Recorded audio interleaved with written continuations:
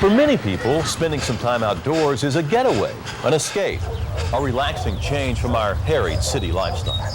And in a city as bustling and far spread as Houston, these amenities may seem few and far between. But what if we could just stop it all, even for just a moment, and create even more beautiful green areas to grace our city? More places we could enjoy our families and friends. What if we could create cleaner, greener city streets and freeways where trees are planted that make our drives more pleasant and where the clutter of signage is reduced? What if our bayous played host to beautiful trails and clean waterways where we could canoe? And what if there were safe, well-maintained parks in all parts of the city?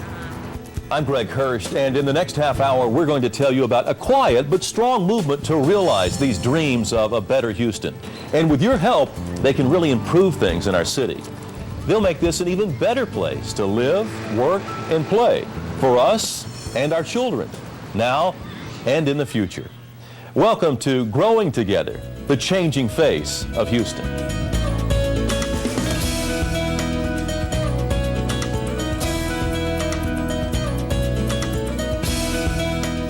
After hearing about all of these improvements coming to Houston, you might be asking yourself, will they be in my neighborhood? And maybe, how can I help?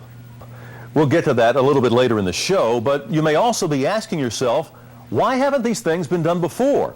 The answer is in the timing. Catherine Pernot is a 26-year-old financial analyst and a graduate of the University of Texas. I moved specifically for Enron, and I plan to stay for 2 or 3 years and then go back to business school or go to another company. But after the demise of the company, she faced a decision, whether to stay in Houston or pursue a job elsewhere. I wanted a city that had a community feel, that had parks and downtowns where people walk around, that had place. I'm a big outdoors person, and I'm really into going hiking and jogging, and Houston, its forte is not outdoors. Catherine is not alone, and that has created a growing concern. How to attract and retain talented workers like Catherine when they have their choice of cities in which to live. Professor Stephen Kleinberg is the author of an ongoing comprehensive study tracking Houston's changes in attitude over the last 22 years. The strategies necessary for economic success and prosperity for Houston in the 21st century are very different from the strategies that worked so well for the city during the oil boom of the 20th century. The central piece of that is the knowledge workers of America are basically free to choose in a way that more than ever before in American history where they would like to live. Attracting and retaining quality talent has been a challenge for Houston's companies for many years. But human resource professionals would commonly point to a low cost of living to compensate for the lack of amenities. Today, it's not that easy. Knowledge workers who can get paid a lot of money wherever they go are looking for the things that make life worth living. It's not just the business. They need to have an environment around them that they enjoy. People who live here want these things too. Look at the Chronicle. Its pages are filled with Houstonians' desires for more parks, trees, and a cleaner city overall. While some say that vision of Houston is easier said than done, Mac Fowler is an optimist. I think Houstonians have always cared about these issues. It's always a matter of allocating public resources and making the public's will clear to the politicians. Max sits on the steering committee of the Quality of Life Coalition, a group that combines the individual efforts of many local environmental and business organizations. The coalition's leadership and its backing by the Greater Houston Partnership are providing the muscle to pursue and achieve an agenda of more parks, more trees, reduced signage, and less litter and graffiti. It's a new face of Houston that's agreeable to many. In 2001, voters passed bond issues for city, county, and local state parks totaling $170 million. The city's new focus on quality of life is one of the reasons Catherine decided to stay in Houston. In fact, she's personally working toward making it better. I've started a new group of other young professionals, and we're going out to see what they would like in the Houston of the future, and letting the city council and the mayor and other representatives know what young professionals want, because without that, they simply can't know what we want. Coming up, What if all of Houston's bayous look like this one at Allen Parkway? Stay tuned to find out whether your backyard bayou may be on the list for a transformation.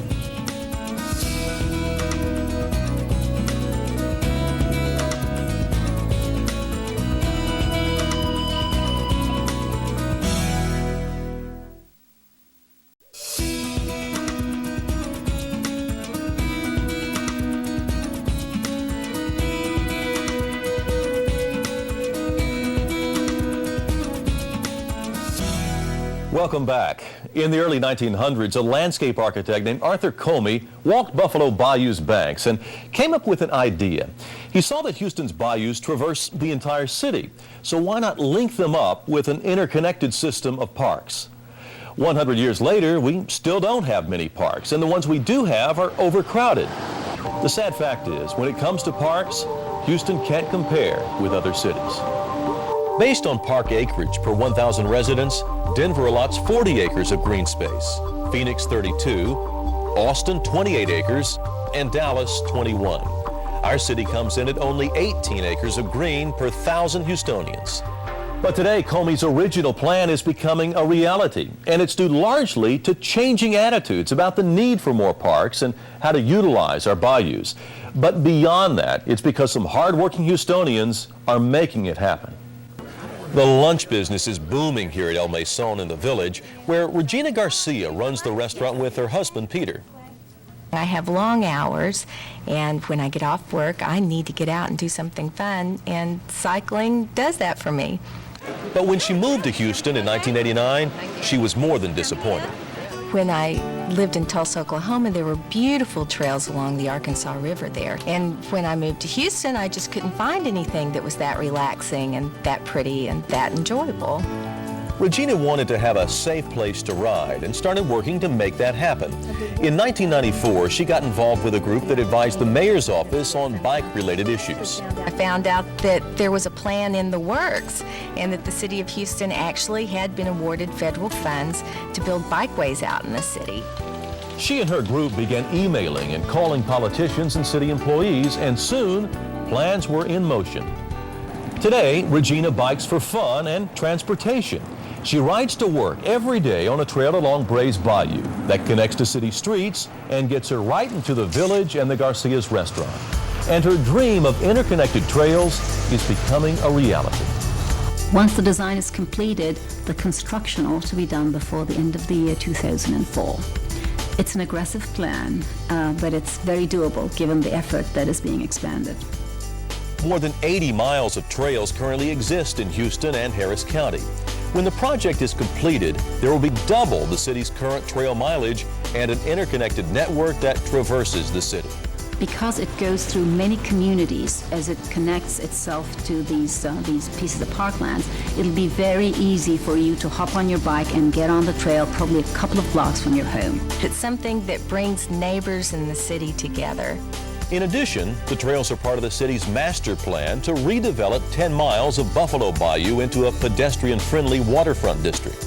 So why now? Houston has doubled its population almost every decade since its founding, and that explosive growth has led to development that isn't stopping anytime soon. That development is leaving less and less open space, with the exception of flood control land, and instead of viewing those areas only as drainage ditches, many Houstonians are now wondering, why not use them for enjoyment and pleasure, contributing to our quality of life? One of those people is Dabney Kennedy. He and his wife have lived in the same house in Westbury since 1965, and he's seen his neighborhood flood time and time again.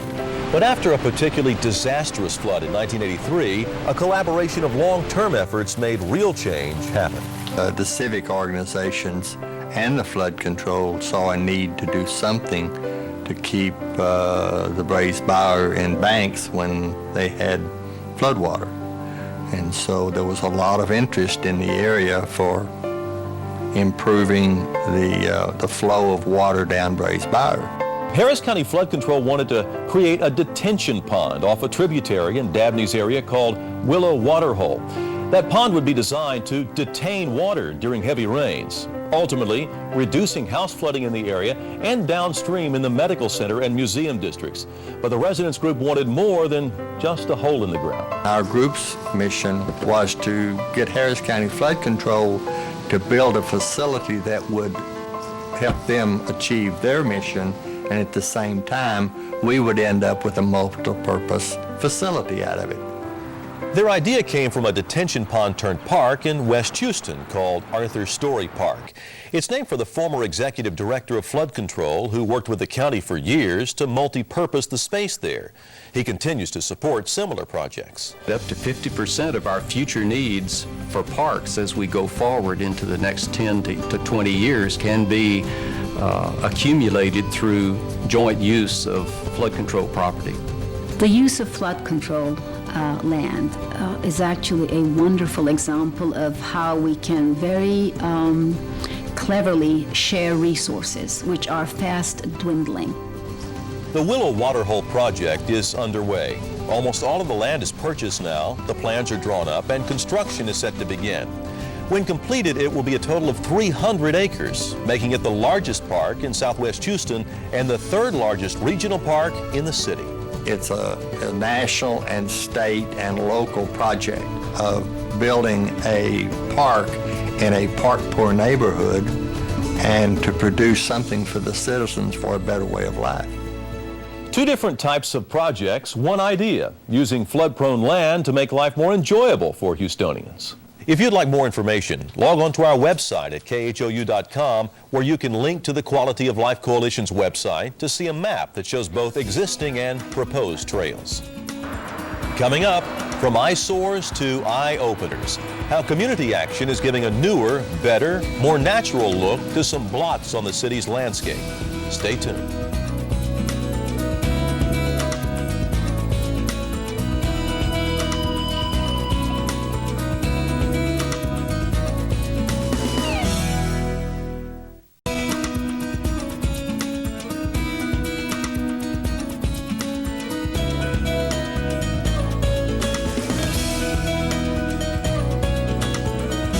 Trees, they're magnificent and majestic and essential to our environment.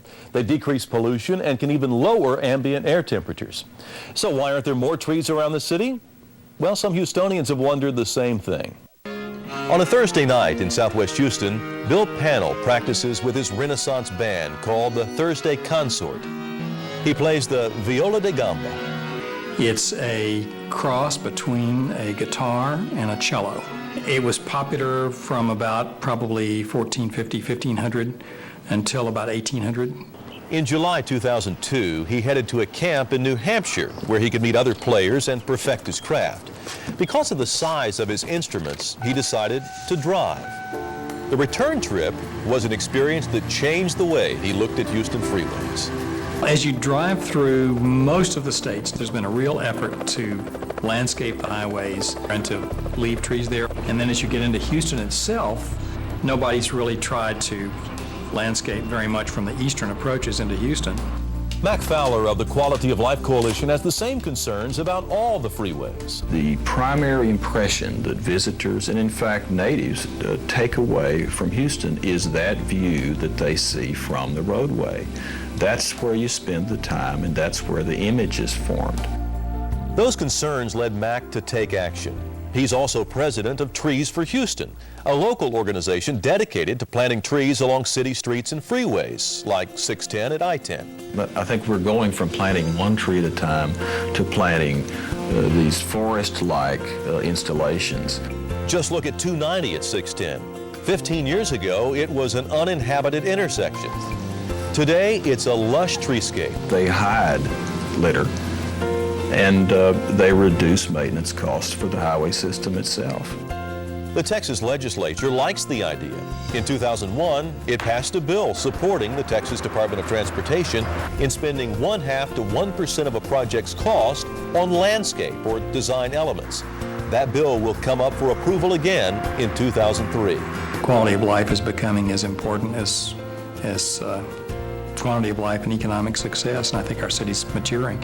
But tree plantings aren't limited to freeways. In the East End, trees and a paved walkway turned an abandoned railroad into the highly utilized Harrisburg Trail. A similar project is planned for this rail that runs from Herman Park to downtown. And in Southeast Houston, MLK Boulevard was ignored and almost entirely void of trees until James Anthony and his Civic Association went to work. When I first moved into the neighborhood was beautiful, plenty of trees, greenery, and over a period of time the trees started dying out and the cars started running over some of them. James worked hard to raise money to beautify the neighborhood and enlisted help from Trees for Houston, which planted almost 300 trees and held a dedication on MLK Day in 2001. It is always hard to build a movement, but the MLK planning is an example of how neighborhoods want this sort of improvement.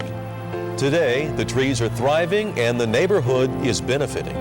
The trees have added to the esteem of the neighborhood because they know the land will value more, and they're just proud to see the neighborhood green, and they just enjoying being here again. Next, two areas of town use creativity and ingenuity to really clean up.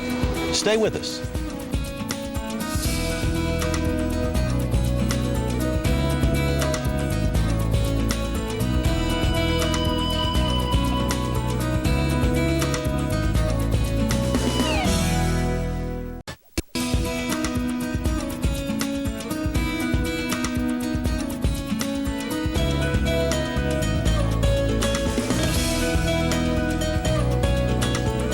Welcome back. These beautiful colors are part of a bigger picture. A mural painted on the side of a building in the East End. But just 2 years ago, that same building was the canvas to a very different and very destructive kind of artwork. Several times a week, it was defaced with graffiti. Then residents started working with a local nonprofit organization called Keep Houston Beautiful to do something about it. A teacher at the local high school designed and painted the mural using his students as artist assistants. The mural has never been hit by graffiti, and attacks on the building have dropped significantly. It's an example of how communities are taking a stand against litter and graffiti and changing their neighborhoods in the process. Martin Chavez doesn't call himself an artist, but he does know a lot about paint. For a beige color, might need yellow, might need brown, it might need black, it might need a little bit of red, and I work with that. He drives a specially equipped truck around East Houston cleaning up graffiti. It's part of a program sponsored by the Greater East End Management District. We had gang graffiti. We just had graffiti of the type where people just wanted to be a nuisance. We had a lot of it, and our charge was, we need to get rid of it.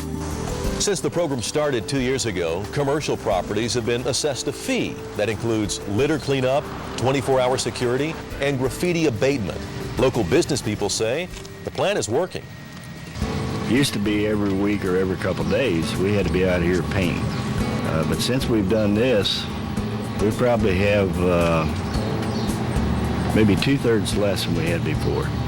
Area residents call the management district to report graffiti occurrences. Then, depending on the surface, he either power washes it or uses a sophisticated paint matching system to be sure it looks like it once did. I started doing 20 to 25 sites a week.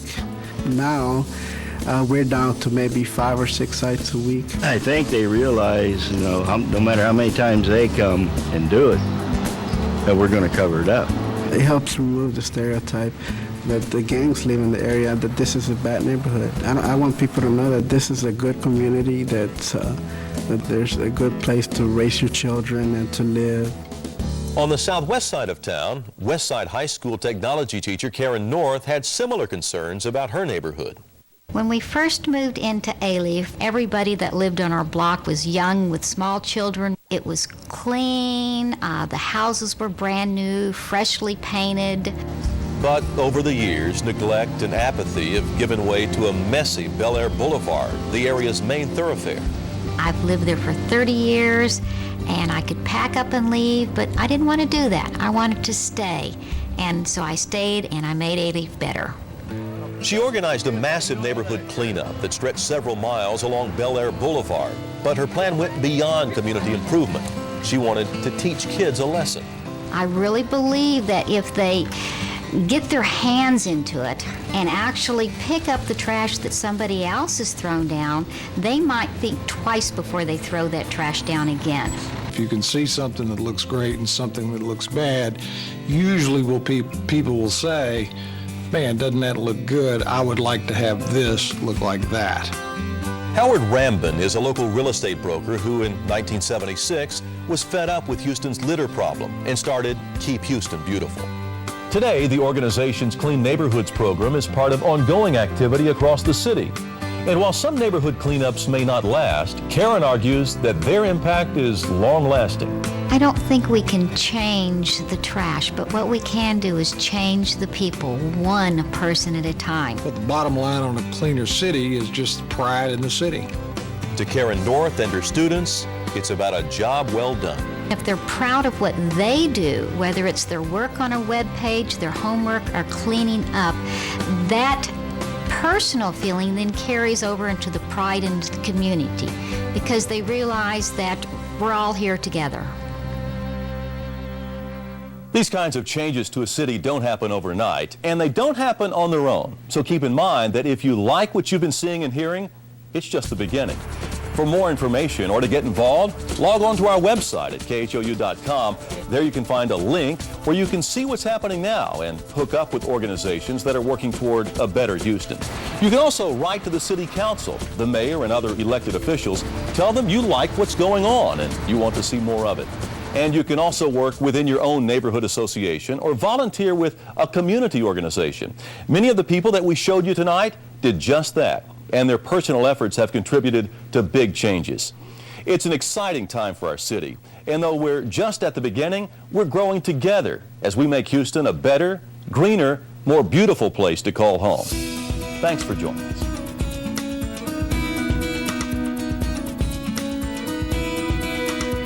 On 11 News at 10, we take it an oath. All news, real news, and nothing but news. Because when you're designing the best half hour of local news on television, you want people to swear by you, not at you. 11 News at 10, reporting at its best. We go there.